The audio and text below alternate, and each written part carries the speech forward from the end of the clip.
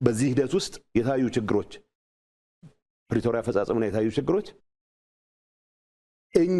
እኔ መማራው አድሚኒስትሬሽን ይሁን እኔ አመራር ሆንኩበት ፓርቲ የፈጸሟቸው ጥፋቶች በሚመለከት ያለ ማመንታት ነው ልገልጽ የምችለው። አሁን ሲምፕል ወሬ በየአደባባዩ ይሰማል። ፕሪቶሪያ መፈጸም አለበት የሚል ሰው ግን ፌደራል መንግስት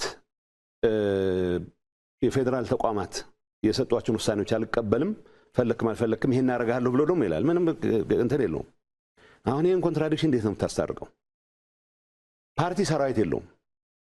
በቃ የህወሓት ሰራዊት ስለተባለ የህወሓት ሰራዊት ይዤ ልቀጥላለሁ ሊሆን አይችልም። ኢንተርም አድሚኒስትሬሽን ሲቋቋም የዲዲአር ፕሮሰስ ሊያስፈጽም ነው። ዲዲአር ፕሮሰስ ሲፈጸም ግን የትግራይ መሰረታዊ ጥቅሞች ባስከበረ መልኩ ይሁን ነው። ይሄን በማስከበር ሂደት ፌል ያደረግናቸው ነገሮች አሉ።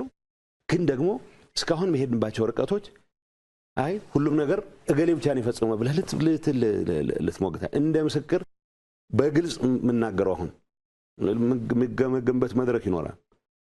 የሚገመገምበት መድረክ ላይ የፕሪቶሪያ ስምምነት መንፈስ መንግስት አፍርሷል ብሎ ሊሞግት የሚችል ሰው ፕሪቶሪያን የማይቀበል ነው። መንግስት የሚባል በምርጫ ያቋቋመው ነው። ያ ምርጫ ደግሞ ምርጫ ቦርድ ሳይወቅ በራሳችን ጊዜ ያደረግነው ምርጫ ነው። ምርጫውን ማድረግ ያምንበታለሁ። ያኔ ፕሪቶሪያን ስፈርም ግን ምርጫው ማድረግ ትክክል እንዳልሆነ ተቀብዬ ያቋቋምኩት ሰራዊትም በሂደት ስርዓት ባለው መልኩ ወደ ሰላማዊ ኑሮ መመለስ አለበት በየፈርሜ ነው ሄድኩት። ወይ ይሄን ፊርማ መፈረም አልነበረብህም ብሎ የሚያምን ሰው ብቻ ነው አሁንም ሰራዊት ይቀጥላል ሊል የሚችለው። ያ ማለት የትግራይ ደህንነት የትግራይ ህዝብ ጸጥታ ሁኔታ ግምት ያስገባ የተስማማበት ስምምነት መፈጸም አለበት። መፈጸም የሚኖርበት ግን አንደኛው ወገን እዛ ጥግ ይዞ መንግስት አፍርሰህብኛልና ጥፋት ፈጽመህብኛል ይፎከር አይደለም።